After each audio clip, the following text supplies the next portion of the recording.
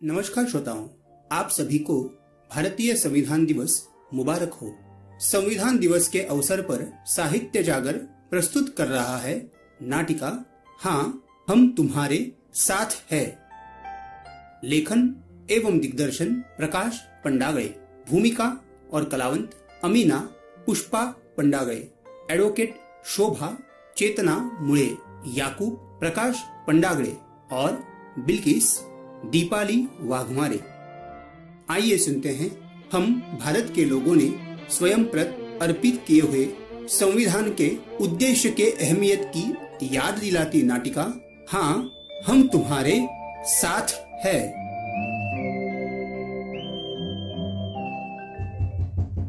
बिल्लू, ए बिल्लू। आई।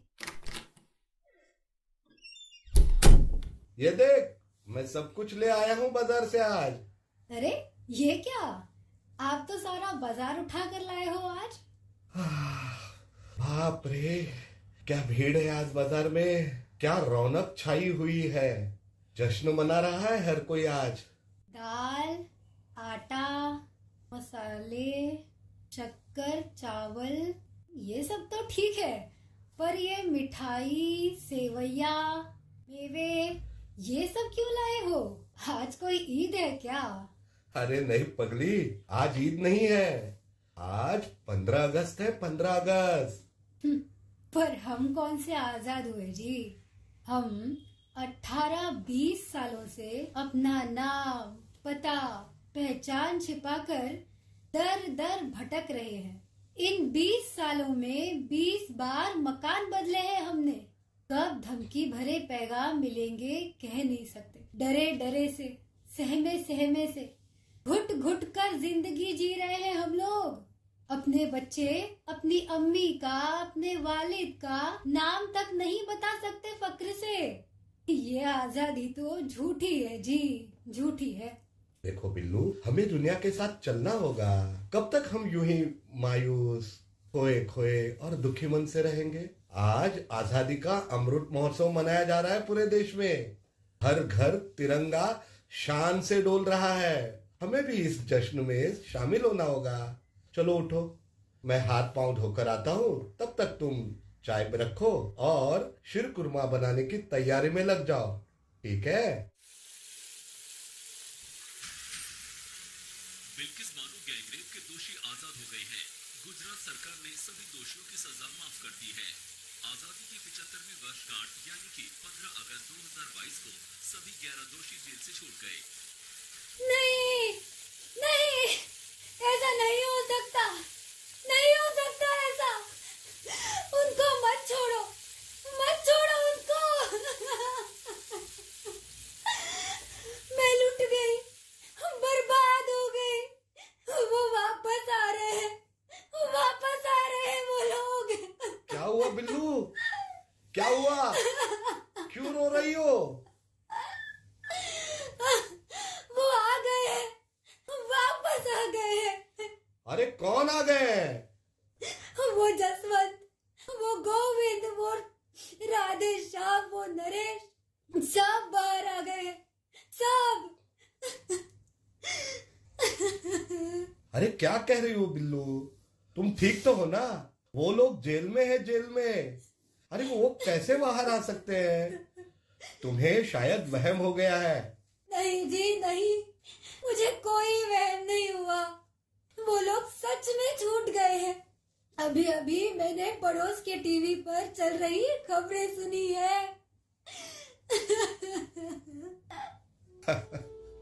बाप रे, या अल्लाह, ये मैं क्या सुन रहा हूँ? ये तुमने क्या कर दिया? जिन्होंने हमारी जिंदगी तबाह कर दी, बर्बाद कर दी, उन्हीं को तुमने रिहा करवा दिया।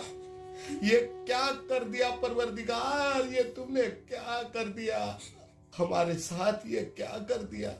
बिल्लू, बिल्लू वो मेरा फोन दो, बिल्लू वो मेरा फोन दो, मैं शोभा दीदी से बात करना चाहता हूँ। अब दीदी भी क्या कर पाएंगी जी, वो लोग तो छूट गए, बाहर आ गए हैं। देखो बिल्लू, तुम तो जानती हो ना, शोभा दीदी ने ही हमें हर मुसीबत से बचाया है। हाँ, ये बात सच है, आप ठीक कहते हैं। लेकिन मैं थक गई हूँ, हार गई हूँ मैं। मेरे सारे जख्म खुले हो गए हैं। वो सब दर्द भरी यादें सैलाब की तरह मेरे सामने खड़ी हो रही है। चुप रहो बिल्लू। वो इतवार का दिन था, वो छप्परवाड़ का खेत, तलवार डंडे कुल्हाड़ी लिया हुआ वो 30-40 लोगों का जुलूस, आंखों में उतरा हुआ खून, वो गाली गलौज, उनका मेरी 3 साल की सलिया को मेरी गोद से छीनना, पत्थर पर पटक पटक कर मार डालना। बिल्लू बस कर, बिल्लू बस कर। उनकी वासना भरी नजरें, उनके वो गंदे घिनौने स्पर्श, वो सब याद आ रहा है, सब। मैं जिन्हें चाचा, भाई, ताऊ कहती थी, उन्होंने मेरे कपड़े फाड़ दिए। मैं 5 महीने की पेट से थी, याचना कर रही थी, दया की भीख मांग रही थी। लेकिन उसी चाचा ने, उसी भाई ने, उसी ताऊ ने मुझे और मेरी माँ को, दोनों बहनों को अपनी हवस का शिकार बना लिया। कर बिल्लू बस कर। हर कोई हमारा बदन नोच रहा था, मजे ले रहा था, हंस रहा था। मेरी एक बहन तो 2 दिन पहले माँ बनी थी। उस 2 दिन की माँ को भी उन्होंने नहीं छोड़ा। उसके 2 दिन के बच्चे को भी पत्थर पर पटक पटक कर मार डाला जी, पत्थर पर पटक पटक कर मारा। मेरी आंखों के सामने उन्होंने मेरी माँ और दोनों बहनों का बलात्कार कर दिया, उनकी मेरे आंखों के सामने हत्या कर दी। वो तो अच्छा हुआ मैं बेहोश हो गई। न जाने मैं कैसे बेहोश हो गई, न जाने मैं कितनी देर तक बेहोश पड़ी रही। पता नहीं मुझे कब होश आया। जब मुझे होश आया तब मेरे बदन पर कोई कपड़ा नहीं था। मेरे इर्द गिर्द मेरे ही रिश्तेदारों की खून से लथपथ लाशें पड़ी थी, लाशें। बिल्लू बस कर, बिल्लू बस शरीर कर। का कण कण दर्द से तिलमिला रहा था। अपने नंगे बदन को हाथों से ढकने की नाकाम कोशिश करते हुए यहाँ से वहाँ भटक रही थी मैं, चिल्ला रही थी, मदद के लिए पुकार रही थी। उस रात मैं किसी तरह गुफा में छिप गई। लेकिन जब बहुत भूख लगी, बहुत प्यास लगी, तब पहाड़ उतरकर मैं गांव में आई। लोग मुझे पागल समझकर पत्थर मारने लगे। मैंने जैसे तैसे उनको मेरी हालत बताई, मुझ पर बीता हुआ सब बता दिया। मैं उस आदिवासी बहन को कभी नहीं भूल सकती, उसका एहसान कभी नहीं चुका सकती, जिसने मेरे नंगे शरीर को ढकने के लिए अपने कपड़े दे दिए। शुक्रिया बहन, शुक्रिया। वो लोग मुझे लिमखेड़ा थाना ले गए रपट लिखवाने, और फिर उसी दिन से शुरू हुई मेरी ये लड़ाई। पिछले 19 सालों से मैं ये लड़ाई लड़ रही हूँ, लेकिन अब मैं थक गई हूँ। बस बहुत हुआ, अब हमें यहाँ नहीं रहना चाहिए। अजी, सामान बांधने की तैयारी शुरू कर दीजिए। ये देवगढ़ बारिया की रहमाबाद की राहत कॉलोनी हमें अब तुरंत छोड़ देनी चाहिए, इसी वक्त छोड़नी चाहिए। अब यहाँ से हम कहाँ जाएंगे बिल्लू? अरे 32 किलोमीटर का बहुत बड़ा फासला है रंधिकपुर और बारिया के बीच। वो नहीं आ पाएंगे यहाँ पर।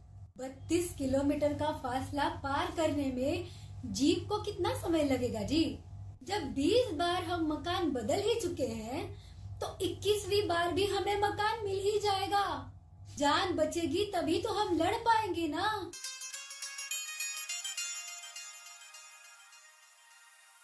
हेलो याकूब भाई, मैं अमीना बोल रही हूँ रणदीपपुर से। हाँ बोलो अमीना, वहाँ सब कुछ ठीक तो है ना? क्या खाक ठीक है यहाँ पर? अपनी बिरादरी के सारे लोग गांव छोड़कर भाग रहे हैं। पूरा मोहल्ला खाली हो रहा है, हर घर पर ताला लग गया है। हमें भी रणदीपपुर छोड़कर रहमाबाद कॉलोनी आना है। एक मकान का इंतजाम हो जाएगा ना भाईजान? अरे अभिना, पागल हो गए हो क्या? अरे हम भी ये घर छोड़ने के बारे में सोच रहे हैं, और हमारे आसपास रहने का मतलब है खतरा। जानती हो ना वो लोग कितने शिद्दत से हमारे पीछे लगे हुए हैं।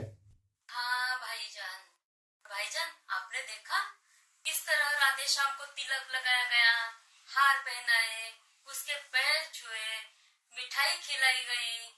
इस तरह ऐसे बलात्कारियों का सम्मान होगा तो कौन सी लड़की अपने आप को सुरक्षित महसूस करेगी भाईजान? तिलक किया, हार पहना है, बड़ा बहादुरी का काम किया है ना उन लोगों ने। देखो अभिना, यहाँ रहमाबाद कॉलोनी आना खतरे से खाली नहीं है। यहाँ आने की गलती बिल्कुल मत करना। वो लोग हमें ढूंढते ढूंढते यहाँ जरूर आएंगे। उस समय तो हम उनके दुश्मन भी नहीं थे, फिर भी सताए गए। क्यों? क्योंकि मुसलमान है ना। अब तो हम पक्के दुश्मन बन गए उनके। उन्हें उनके किए की सजा तो दिलवाई है हमने। अब बदले की भावना उन शैतानों को और शैतान बना देगी। भाईजान, शैतान और भी शैतान हो सकते हैं, लेकिन आप सच कह रहे हैं। हमें सावधानी बरतनी होगी, चौकन्ना रहना पड़ेगा। और आप अपना भाभी जान का ख्याल रखें। मैं दूसरी सुरक्षित जगह घर ढूंढ लूंगी। खुदा हाफिज भाईजान। खुदा हाफिज, खुदा हाफिज अमीना। बिल्लू, सामान बांधने से पहले मैं शोभा दीदी से बात कर लेना चाहता हूँ।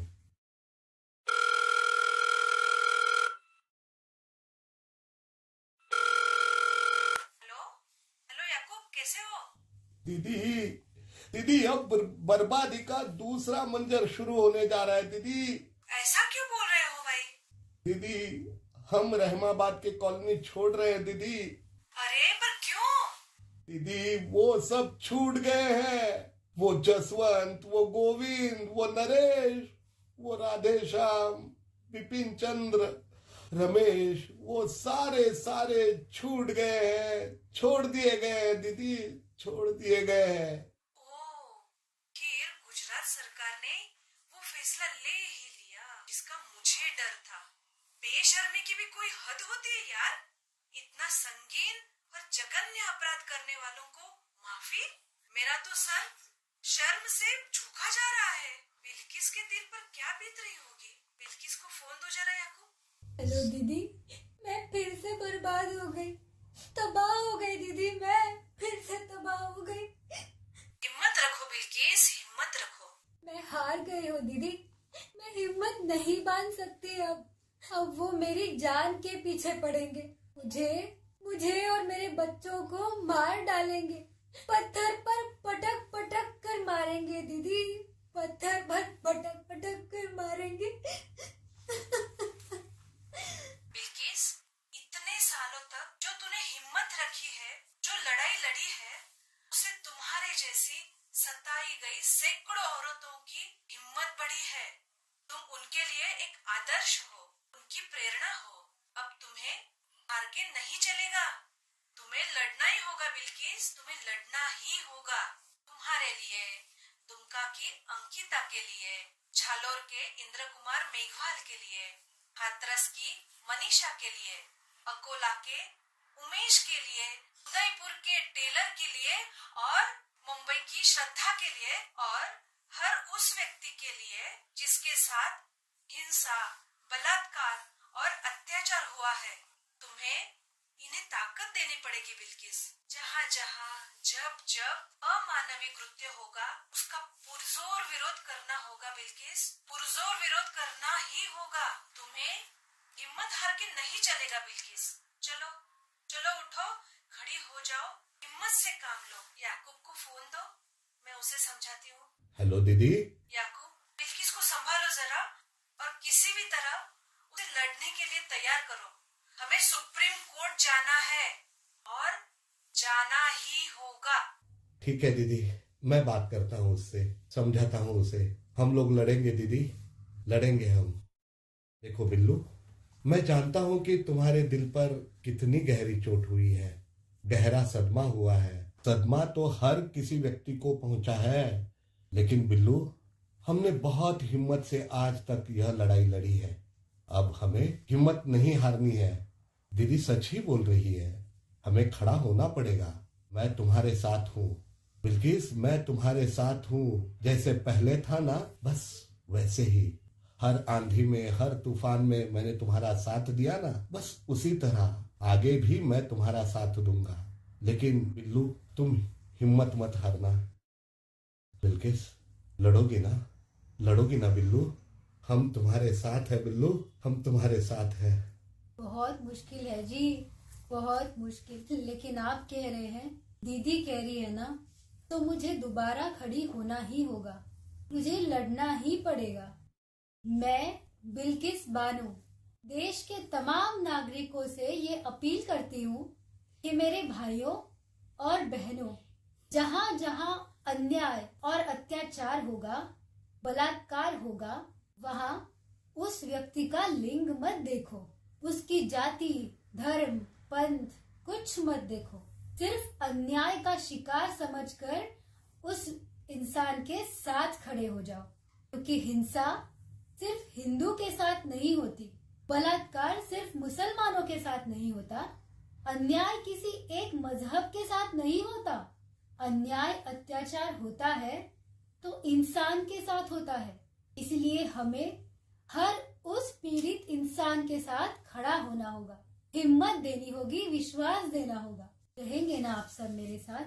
मेरे लिए, अंकिता के लिए, इंद्र कुमार के लिए, मनीषा के लिए, उमेश के लिए, श्रद्धा के लिए, टेलर के लिए, अत्याचारग्रस्त हर व्यक्ति के लिए सिर्फ एक बार कह दीजिए, हाँ हम तुम्हारे साथ हैं।